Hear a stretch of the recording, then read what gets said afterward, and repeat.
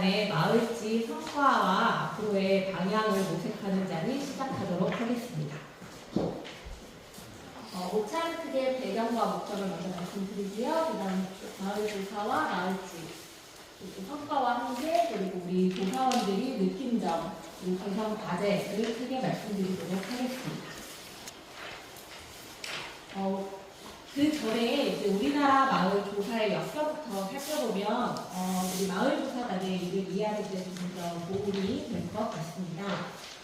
우리나라의 마을 조사는 크게 생각해보면 중앙정부에서 이제 지역을 관리하기 위한 목적에서 시작했다고 해도 과언이 아니고요. 지금도 대부분 그런 형태로 이루어지고 있습니다. 크게 조선시대부터 시작되었다고 볼 수 있는데요. 조선시대에는 지역의 상황을 정확하게 파악함으로써 규제와 균형이라는 의무 강제를 하기 위한 목적으로 시작됐다고 합니다. 그러나 일제 강점기에는 식민지 지배를 위한 기초 자료를 사용하기 위한 목적에서 마을 조사를 시작하였고 이제 해방 후에 1960년대부터는 중앙에서 지역 관리를 하기 위해서 군지와 시지의 형태로 마을 조사를 시작합니다. 이때까지만 해도 약간 지리지 형태에 국한되어 있었다면 2000년대 이후에 들어서는 시군의 행정 조직에서 필요로 하는 대규모의 내용을 조사하기 시작합니다. 이미 그 군지와 시지가 있는데 그렇다면 마을지는 왜 필요할까요? 왜 마을을 조사해야 되는지 한번 살펴보도록 하겠습니다. 사람은 혼자서 살 수 없다는 것 우리는 모두 다 알고 있습니다. 타인과 함께 더불어 사는 것이 인간다운 삶이라고 할 수 있을 텐데요. 그런 타인과 더불어 사는 최소의 한 공동체 문화를 이루는 기본 자리를 우리는 마을에서 찾을 수 있습니다. 이런 마을들에는 각각의 독특한 특성과 사회 경제적 배경을 가지면서 형성 발전해온 마을의 문화상들이 종합적 결과로서 마을 문화로 남아 있습니다. 그렇게 해서 우리는 이제 마을을 조사할 건데요. 이렇게 중요한 자원인 마을이 농촌 소멸화로 인해서 자원에 대한 존재와 의미가 사라지고 있습니다. 그래서 마을 자원을 새롭게 규명하는 활동이 필요하다라는 요구가 생기게 되었고요. 이에 저희는 체계적인 마을을 조사하여서 마을이 보유한 자원을 발굴하고자 청년마을조사단을 조직하게 되었습니다. 이뿐만이 아니라 저희가 이제 마을 만들기 사업의 일환으로 청년마을조사단을 운영하다 보니 마을 만들기 사업에 대한 주민들의 인식이 부족하다는 점에서 이런 인식을 좀 더 높이고자 마을 조사를 시작한 것도 하나의 목적이 되고 있고요. 또 지역, 특히 저희 홍성 지역에는 청년 일자리가 부족한데 청년 마을 조사단을 운영을 하면서 청년 일자리 창출을 좀 활성화하고 이들이 지역에 안착할 수 있도록 해보자라는 취지에서 청년 마을 조사단을 만들게 되었습니다. 그렇다면 모든 마을을 다 대상으로 하면 좋을 텐데요. 저희가 마을 만들기 사업의 일환으로 시작하다 보니까 우선적으로 대상으로 삼는 마을도 있습니다. 크게는 마을 만들기 정책 사업에 아직 투입되지 않은 마을이 우선순위가 되고요. 또 마을 만들기 사업에 참여를 했지만 이미 참여한 지가 좀 오래된 마을들이 저희 마을지 대상인 우선순위가 됩니다. 왜냐하면 저희는 잠들어 있는 마을을 깨워서 단계별 지원 사업을 연계하기 위해서죠. 그러면 저희 마을지를 어떻게 만드는지가 좀 궁금하실 것 같아서 마을지 제작 과정을 좀 설명을 해드리려고 합니다. 저희는 기본적으로 2인 1조로 조사를 진행하고 있습니다. 그리고 한 마을당 2개월에서 3개월 정도의 조사 기간을 거칩니다. 이 2개월, 2, 3개월 동안 무엇을 하는지 잠깐 설명을 드리겠습니다. 제일 처음에는 마을을 모집을 하고요. 마을을 선정하게 되는데 센터의 신규 마을 발굴 사업이라든가 이장단 협의회 그리고 마을지 제작한 읍면 단위에 읍면장님들을 찾아뵙고 마을지 활동을 통해서 마을을 모집하고 선정합니다. 그리고 나면 사전 설명회라는 걸 진행하게 되는데요. 사전 설명회는 선정된 마을에 대해서 먼저 면지나 분지 그리고 인터넷 자료들을 통해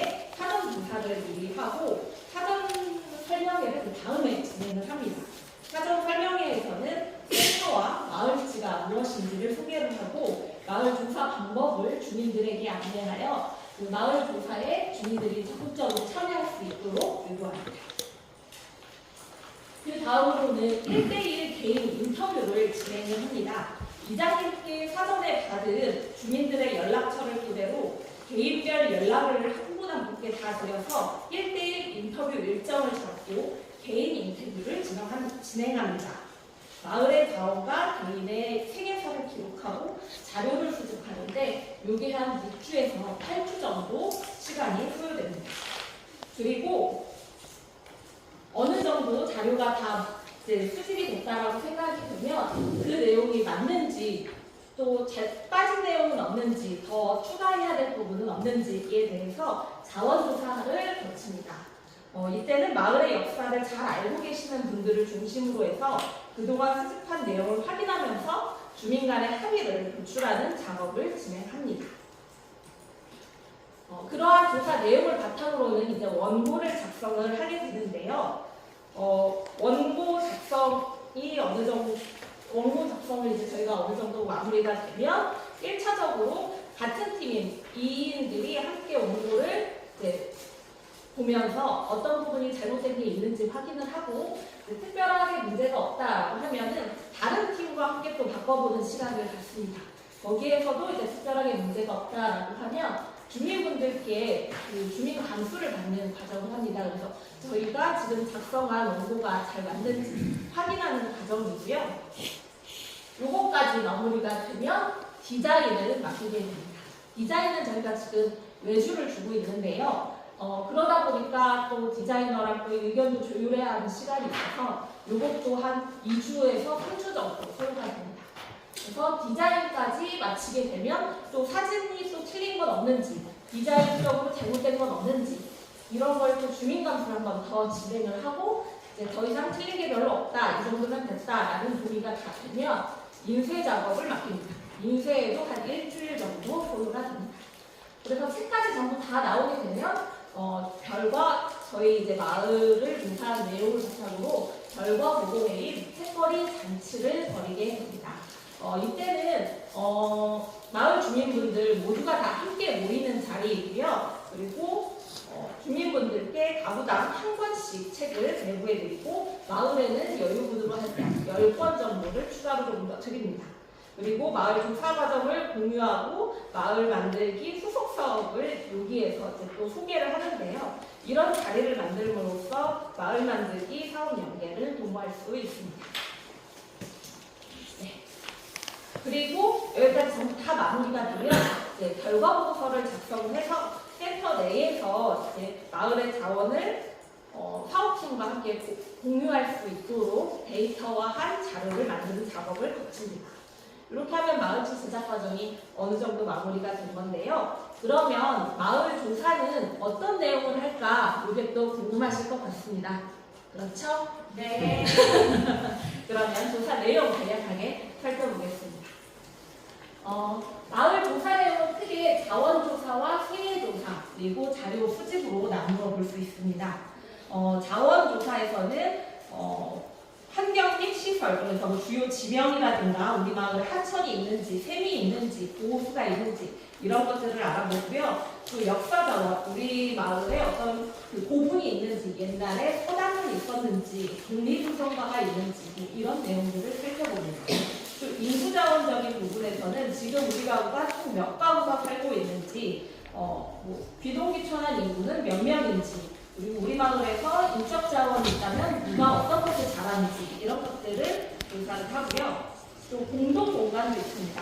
그래서 뭐 신구 마을 대관이 가장 대표적인 예가 될 수 있겠고, 뭐 정자라든가 뭐 이런 것들을 조사를 하고요.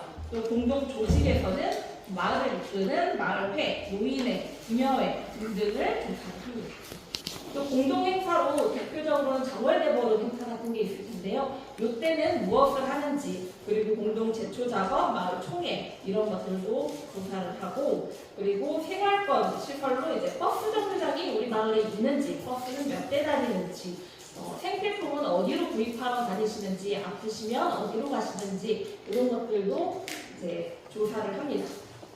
그리고 경제활동은 우리 마을에서 주로 어떤 것을 하는지, 행사는 대표적으로 논농사를 많이 하고 계시지만 특수작물이 있다면 또 어떤 특수작물을 어떻게 하고 계시는지도 저희가 조사를 하고 있습니다. 그리고 개인적으로는 저희 마을지의 꽃이라고 생각하는데요. 주인분들 한 분 한 분의 개인의 생애사도 조사를 하고 있습니다. 그래서 현재 지금 우리 마을에서 살고 계시는 분들이 어떻게 살아오셨는지, 지금 어떤 생각을 하고 계시는지, 앞으로는 어떤 소망을 갖고 계시는지 등등에 대한 이야기를 듣고 마을지에 수록하고 있습니다. 그리고 자료 수집으로는 대표적으로는 마을 사람들이 함께 찍었던 사진들을 이렇게 모으고 있고요. 또 옛날에 쓰던 물건들이나 마을에서 보관하고 있는 문서 등이 있으면 그것들도 함께 자료 수집을 해서 마을지에 담고 있습니다. 정말 대단하죠? 네, 그래서 마을지는 꽤 5파트로 구성이 됩니다. 마을의 역사를 다루고 또 마을의 지도, 지명, 문화, 그리고 마을의 조직, 마을에 모이는 날, 그리고 마을의 생활권, 그리고 우리 마을 사람들, 그리고 공동체 활동, 그리고 그 수집했던 옛 사진들을 모두 수록을 하는데요.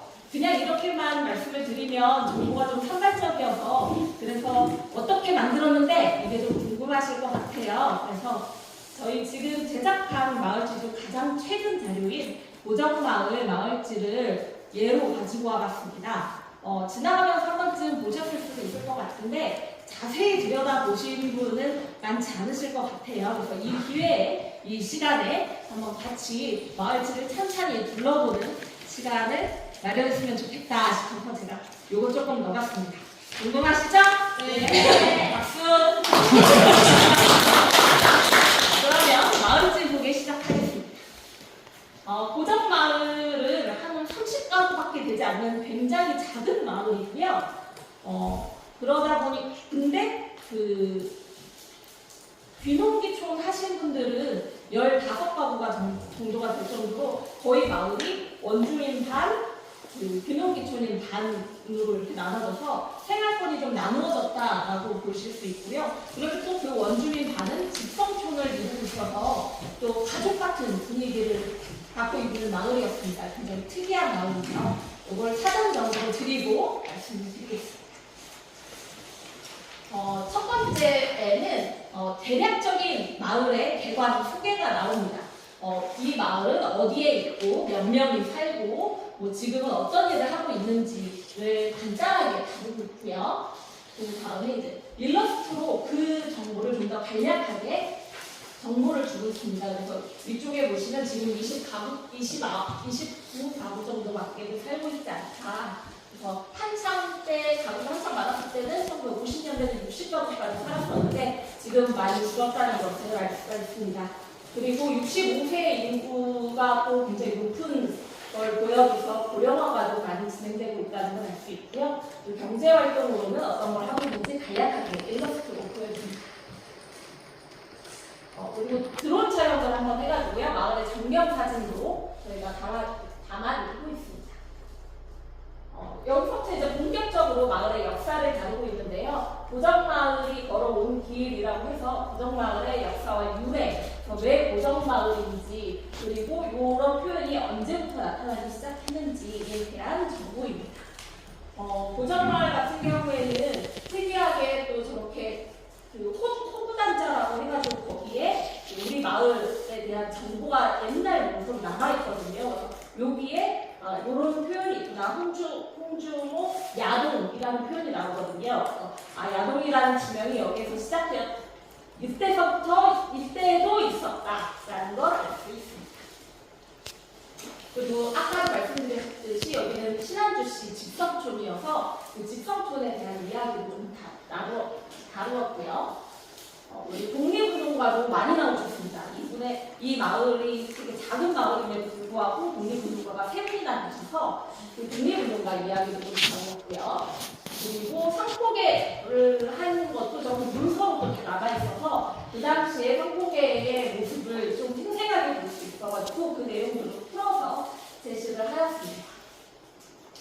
그리고 지금은 많이 지내지 않았지만 옛날에 공동제사 어떻게 지냈는지에 대한 이야기도 다루었고요. 그리고 전기가 처음에 우리 마을에 들어왔을 때 이 사람들은 어떤 느낌을 가졌었는지, 그리고 전화가 처음 들어왔었을 때 여기 같이 인터뷰해 주셨던 분은 전기 놀래 전화 놀래 이랬을 때 나는 우리 딸내미 목소리 듣고 싶어서 전화 못 참았지 뭐 이런 소소한 이야기까지 지금 담았습니다. 그리고 이발소가 옛날에는 정자리에 있었는데 지금은 없어져서 홍성구까지 나가야 하는 형편이라 좀 어렵다 이런 말씀도 해주셨고요. 요즘은 그 화장 문화가 많이 발달이 돼 있지만 예전에는 저렇게 묘막까지 지어서 묘를 지키는 활동을 했었다는 것도 요 마을지에 담아놨고요. 그리고 옛날에는 마을별로 또 공동체 파티 잔치를 많이 했기 때문에 그 마을 공동 그릇이 많이 필요했다고 합니다. 그 그릇 창고도 남아있는 거 여기에 담았습니다.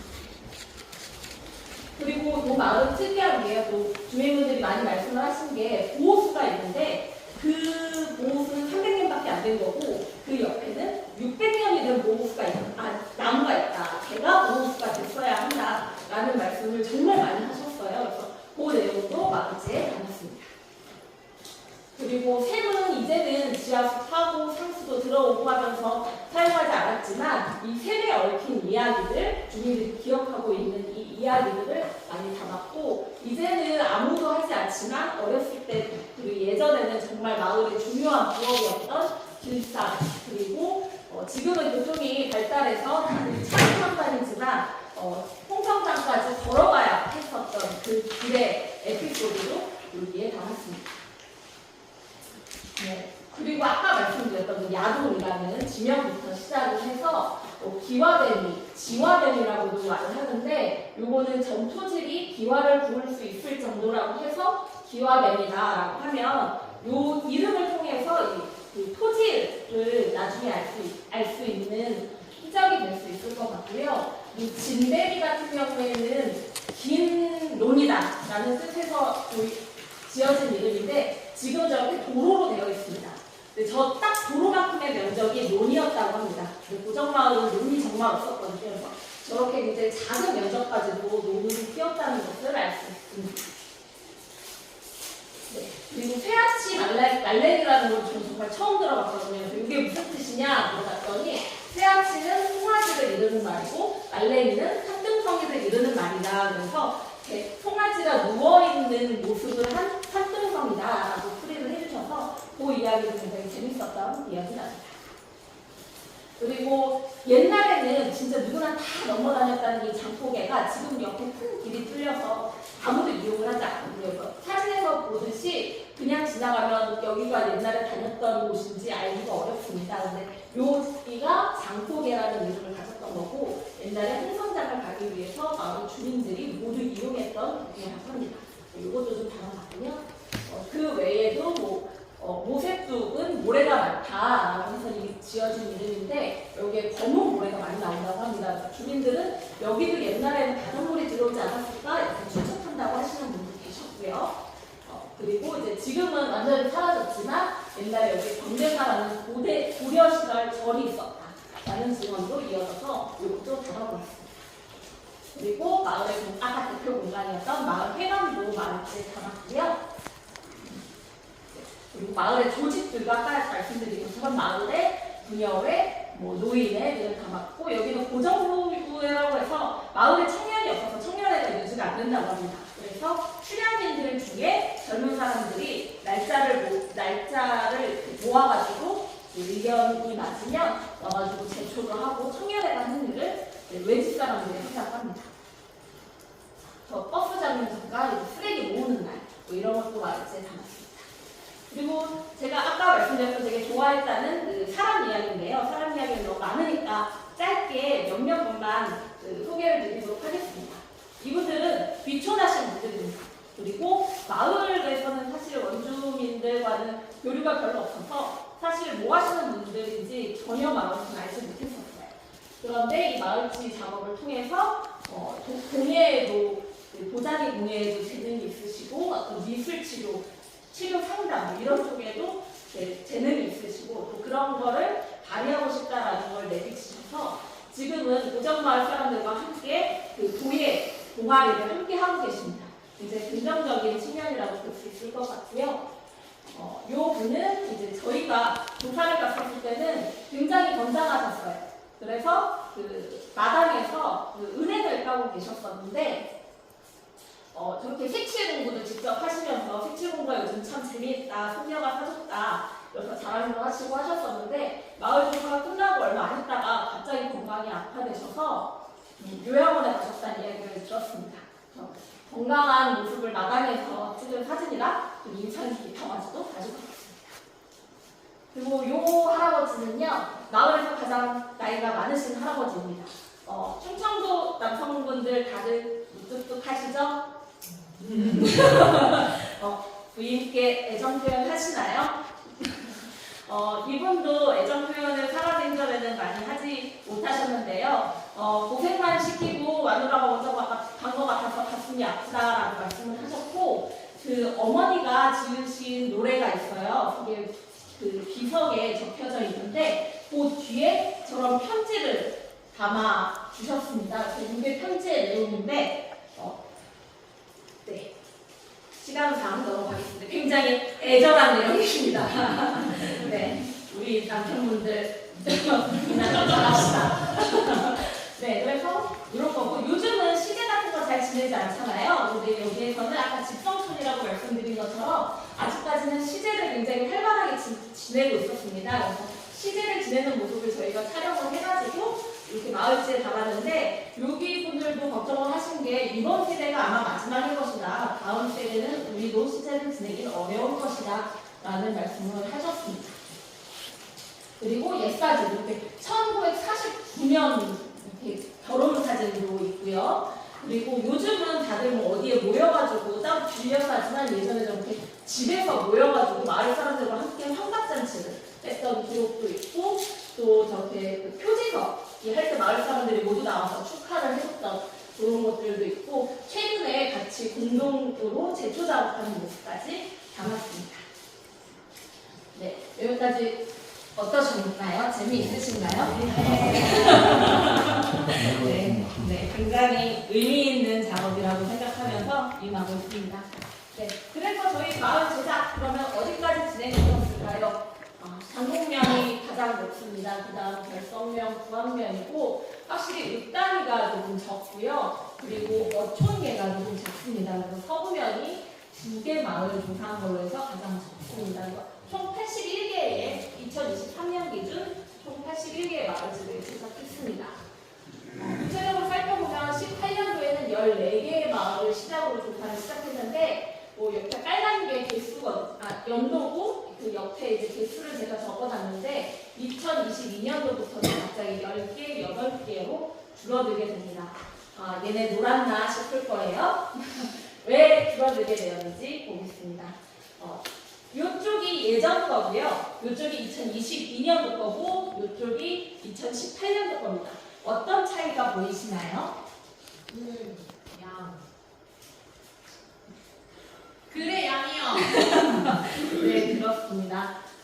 전에는 좀 그 마을 이야기에 주로 집중을 하다 보니까 사람 이야기는 크게 다루지 못했습니다. 그래서 아주 간략한 정보만 담는 수준이었는데요.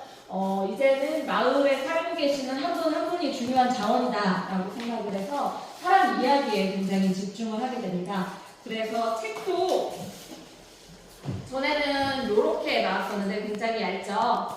지금은 이렇게 나옵니다. 책이 굉장히 두껍고 반 이상은 개인의 어떤 인생사에 초점을 두고 있습니다. 현재는 마을의 역사와 자원 공간뿐만이 아니라 마을에서 살고 있는 사람들, 그리고 공동체 활동, 그리고 옛 추억이 담긴 사진들을 모두 아우름으로써 단순히 우리 마을 이야기가 아닌 사람이 사는 마을 이야기라는 것에 포커스를 두고 그 마을지를 만들고 있습니다. 그럼 마을지 성과를 저희가 좀 평가를 해봤는데요. 몇 가지 안내해드리겠습니다. 대내적 성과입니다. 홍성군 350개 마을 중에 2023년 기준 81개 마을을 조사하고 마을지를 발간했습니다. 그리고 올해 8개 마을을 추가로 더 할 예정입니다. 그리고 마을 만들기 사업 사업에 대한 이해가 전혀 없었던 마을들이 마을 조사를 통해서 마을 만들기 사업에 대한 이해와 관심이 고취되어 마을 만들기 사업으로 연계되기도 합니다. 그래서 현장 포럼이나 동아리 활동 등으로 유입된 사례가 22개 마을입니다.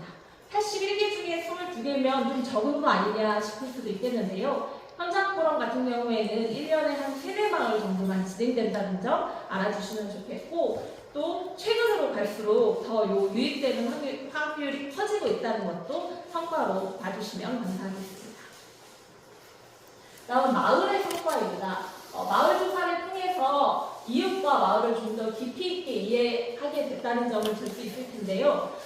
저희 조사원들이 먼저 그 홍성군에 대해서 그리고 우리 마을 사람들에 대해서 이해를 하게 되는 부분도 굉장히 큰데, 이 조사를 통해서 그 마을 주민들도 우리 마을이 어떤 마을인지를 좀 더 고민하게 되고 또 애정을 갖게 되는 계기가 되는 것 같습니다.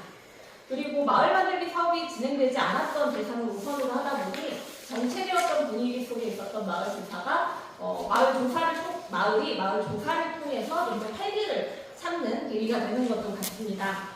일례로 이렇게 모이시면 딱히 할 말이 없으셨던 분들이 모여서 이제 마을 조사 때 뭐 물어봤냐, 나는 뭐 물어봤는데 걔는 어떻더라, 뭐 이런 하나의 화제거리가 되는 것도 재미인 것 같습니다. 그리고 또 나와 우리 마을이 주인공인 책을 받아보면서 주민들의 자존감도 많이 향상이 되고요. 또 군지 면지에서 담지 못한 마을의 이야기를 기록한 것도 하나의 성과라고 할 수 있겠습니다. 특히 좀 특별하고 위대한 사람들만 늘 기록되었던 그 기존의 것에서 벗어나서 일상을 살고 있는 소소한 사람들의 이야기를 특별하게 담았다는 것에서도 의의를 찾아볼 수 있겠습니다. 다음은 대외적 성과입니다. 마을지를 활용하고 있는 부분에 대해서 잠깐 언급을 해드리고 싶은데요. 기본적으로는 마을 만들기 사업의 기본 자료로 마을지를 제작하면서 얻은 자료를 사용을 합니다.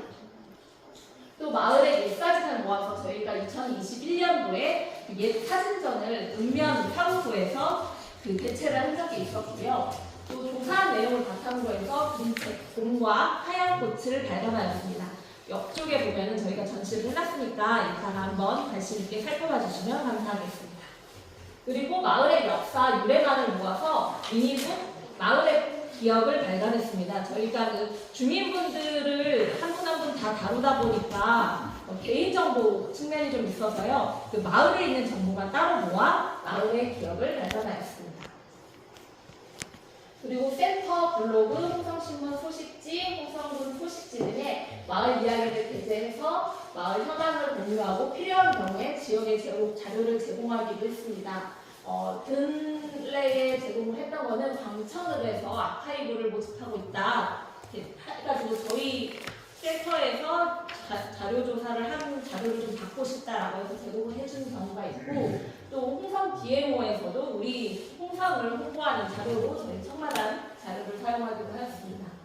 또 타부처 연계석 기초 자료로도 활용이 되었고, 아까 이사장님께서 말씀해 주셨듯이 그 홍성 홍보 방송에도 소스로서 마을지 자료가 제공이 되었습니다. 조사 주체로서의 한계를 좀 따져보면 소수의 조사원이 한 마을의 자원부터 주민의 생애사까지 마을지에 모두 담다 보니까 진행 속도가 좀 더딥니다. 그래서 1년에 마을지를 8건밖에 제작을 하지 못한다는 그 질적인 한계가 좀 있고요. 그리고 아까도 언급해 주셨지만 낮은 급여로 인해서 조사원들의 이직률이 좀 높은 편입니다. 네, 이 점도 좀 한계라고 볼 수 있겠습니다. 조사 방법과 운영상의 한계를 보면 항목 중심의 자원조사를 위주로 하기 때문에 자원 목록이 비슷해서 마을 간의 어떤 차별이 두드러지지 않는다는 건 또 한계가 될 수 있을 것 같고요. 또 마을을 기억하고 있는 사람들이 죽거나 외지로 나가면서 자료를 풍성하게 기록하기가 어려운 면이 있습니다. 고정마을 경우에서도 그 마을을 가장 잘 알고 계시는 분이 저희가 조사를 하기 일주일 전에 돌아가셔서 마을지에 담지 못한 내용들이 굉장히 많았거든요. 그런 점들을 생각해 보면 이런 것들은 좀 큰 한계가 아닌가 싶습니다.